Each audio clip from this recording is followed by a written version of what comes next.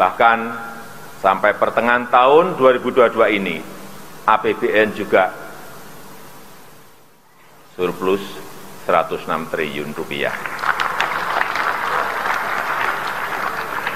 Oleh karena itu, pemerintah mampu memberikan subsidi BBM, subsidi LPG, dan subsidi listrik sebesar 502 triliun di tahun 2022 ini, agar harga BBM di masyarakat tidak melambung tinggi. Poin kita selalu adalah kalau Pak Jokowi pamerkan ini berhasil dan orang anggap oh iya ya. Tapi dalam 30 hari, dalam 20 hari tiba-tiba berubah tuh janji-janji itu dan prestasi yang dibanggakan. Nah, itu yang juga membuat orang ini orang apa sih sebetulnya mau cari pencitraan. Toh APBN itu adalah batas dari ambisi politik, kan itu intinya tuh. Nah, ambisi itu nggak bisa dilanjutkan lagi karena sekarang ya betul orang merasakan beban itu dipindahkan ke rakyat akhirnya. Walaupun presiden ini BLT, oh iya BLT itu sekedar untuk menghibur di bibir rakyat bahwa ada manisnya dikit. Tapi intinya seluruh pasar itu udah bergerak lebih cepat dari jumlah BLT. Itu intinya sebetulnya. Jadi buat apa Pak Jokowi berupaya untuk memamerkan diri kalau bahkan di kampusnya sendiri dia nggak diterima tuh. Kan itu dasarnya tuh. Nah, buruh juga begitu dan demonstrasi akan berlanjut.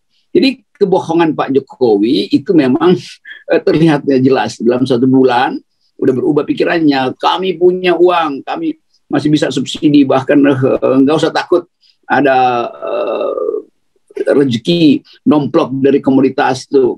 Jadi segitu kalian tenang-tenang aja. 1 bulan kemudian BBM naik dengan alasan kami nggak punya uang. Nah, itu kan gila tuh. Kecuali memang ada genderuwo yang nyolong uangnya Pak Jokowi. Ya.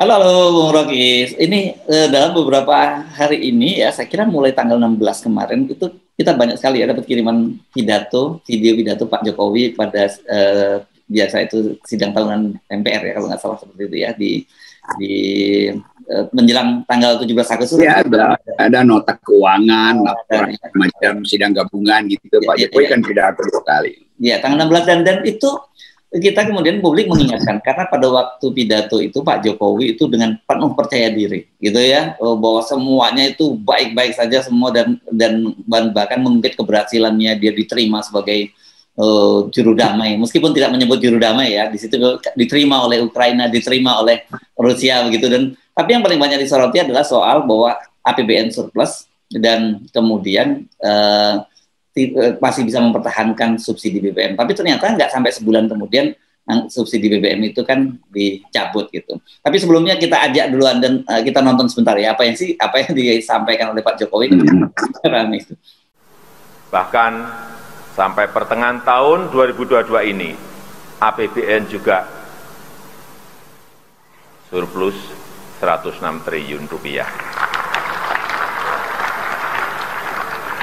Oleh karena itu, pemerintah mampu memberikan subsidi BBM, subsidi LPG, dan subsidi listrik sebesar 502 triliun di tahun 2022 ini, agar harga BBM di masyarakat tidak melambung tinggi. Selain itu, ekonomi berhasil tumbuh positif di angka 5,44% pada kuartal kedua tahun 2022 ini. Neraca perdagangan juga surplus selama 27 bulan berturut-turut. Dan di semester 1 tahun 2022 ini, surplusnya sekitar 364 triliun rupiah. Capaian tersebut patut kita syukuri. Fundamental ekonomi Indonesia tetap sangat baik di tengah ekonomi dunia yang sedang bergolak. Di satu sisi, kita memang harus tetap waspada dan harus tetap hati-hati, namun di sisi lain agenda-agenda besar bangsa harus terus kita lanjutkan untuk meraih Indonesia maju. Nah, itu Bung Rocky tadi, kalau Anda amati memang pede sekali Pak Jokowi, tapi hanya dalam nggak dalam waktu 1 bulan lah rentang kok semuanya jadi berantakan begini.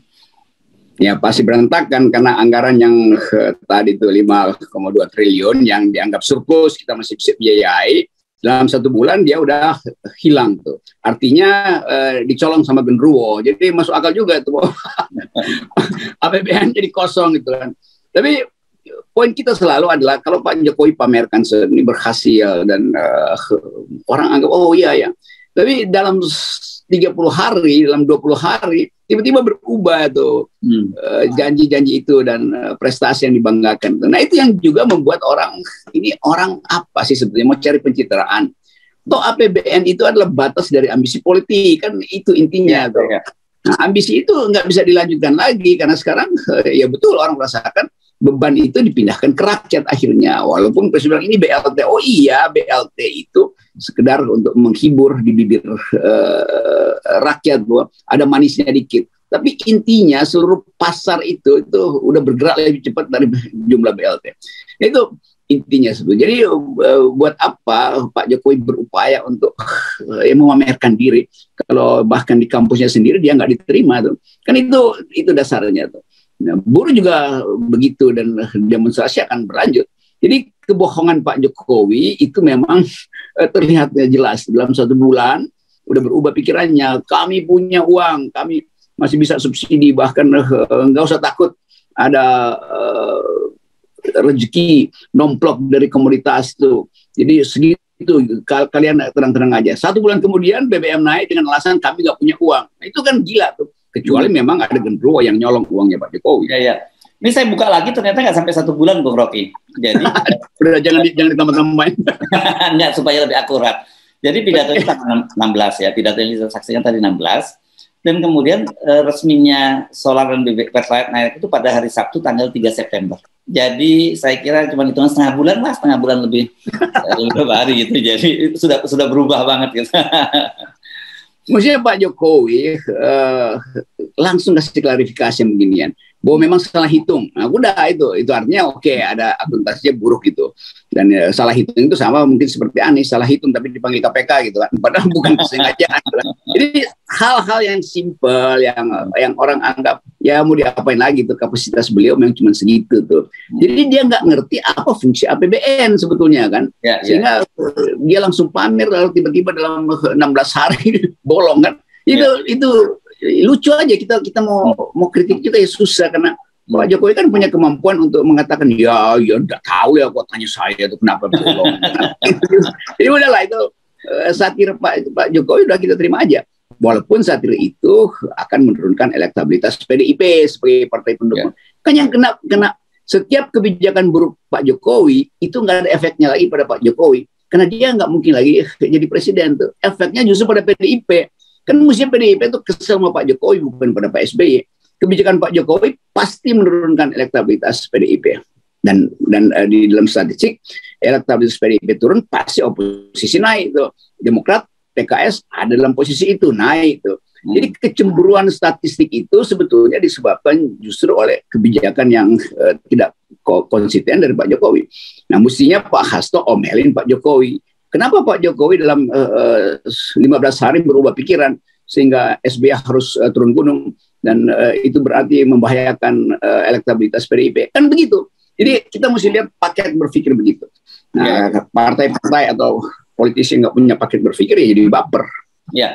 Nah, tapi gini yang jadi persoalan saya, apakah Pak Jokowi ini tidak ada penasehatnya, tidak ada timnya gitu yang mengingatkan pada Pak Jokowi bahwa berkali-kali pernyataan Pak Jokowi yang tidak satu kata dengan perbuatan itu membuat orang sekarang semakin tidak percaya pada Pak Jokowi. Kayak kemarin Pak Jokowi bilang soal capres itu bukan dari saya, ya saya tidak mau komentar kalau bukan dari saya. Orang juga akan bilang bahwa nggak mungkin, tetap aja pasti orang akan menjadikan Jokowi yang jadi tertuduh. Dan kemudian kalau yang sekarang disalahkan juru bicara MK, paling juru bicara MK juga bilang, saya disuruh masa saya disalahin kan gitu.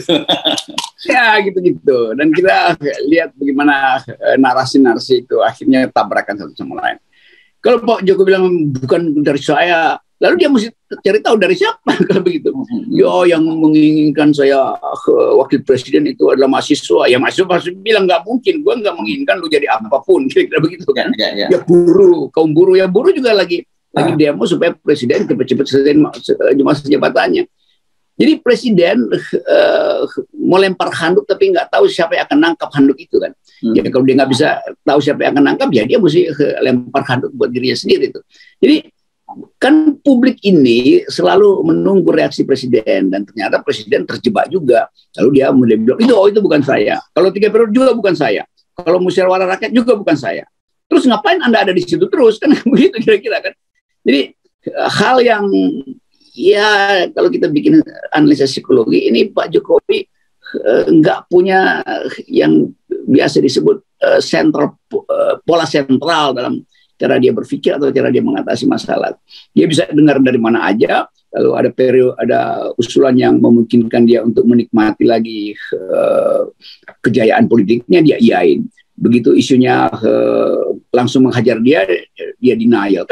Kan ini orang yang mungkin mengalami problem bipolar dalam cara menganalisis masalah. Ya. Tadinya saya pikir tadi kan kita sepakat akan kita putarkan tadi tayangan tadi. Saya mikir nyesel juga saya nayangkan karena jangan-jangan nanti Pak Jokowi juga akan bilang, oh itu siapa yang bilang bahwa kita subsidi kita kita surplus APBN-nya dicabut gitu. Jadi hal-hal begitu dan ya, milenial akhirnya juga paham. Ya udah kita bercandain aja. Kan nggak susah juga kan membantah Pak Jokowi yang memang kapasitasnya itu untuk masuk dalam perdebatan konseptual nggak bisa. Padahal ini negara mesti ada konsistensi konseptual. Orang hitung akhirnya tuh dalam 15 hari berubah. Lalu orang nanya kemana kalau begitu yang Anda ucapkan di 15 hari sebelumnya di hari kemerdekaan tuh. Masa belum selesai bulan Agustus dananya udah habis? Kan itu ajaib gitu kan.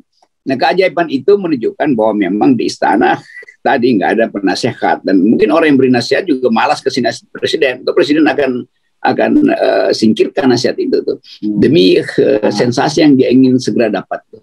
Jadi kalau ada keputusan hari-hari ini misalnya Jokowi bilang, oh ya saya nggak akan jadi wakil presiden karena saya tetap ingin jadi calon presiden. Nah itu lebih elegan.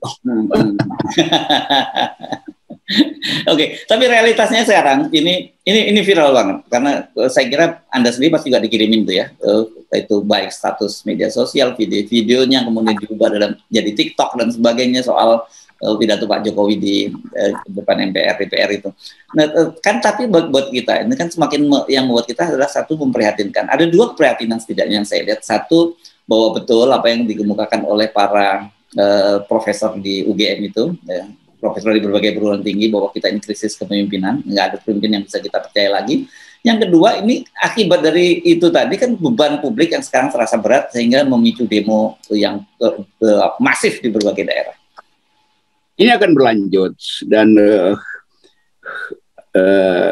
blessing in disguise, profesor-profesor di UGM itu menangkap, sehingga mungkin juga mereka mengatur strategi supaya dikeluarkan hari ini kemarin pernyataannya untuk memberi energi moral pada gerakan mahasiswa itu. Dan akhirnya gerakan mahasiswa merasa oke, dosen-dosen kami udah pulih akal sehatnya walaupun terlambat, kira-kira begitu. Ya. Jadi ini reperkusi aja, pengulangan dari sinyal yang udah kita ucapkan, jurnalis sudah ucapkan, LSM ucapkan, ini bahaya bahwa keadaan ekonomi yang tidak bisa dipahami dengan mata hati oleh Presiden Jokowi akan menyebabkan social unrest yang berkelanjutan. Nah itu kemudian dibaca oleh profesor-profesor di UGM. Kan nggak mungkin ini profesor UGM juga ini diam doang, sementara mahasiswanya juga mungkin yang lagi ada bimbingan bilang, Pak Profesor maaf sebentar ya kami mau demonstrasi. Lama-lama terganggu juga nurani guru-guru besar ini kan. Tapi tetap ada guru besar yang berotak kecil yang tetap mau jadi penjilat kekuasaan, itu udah biasa lah.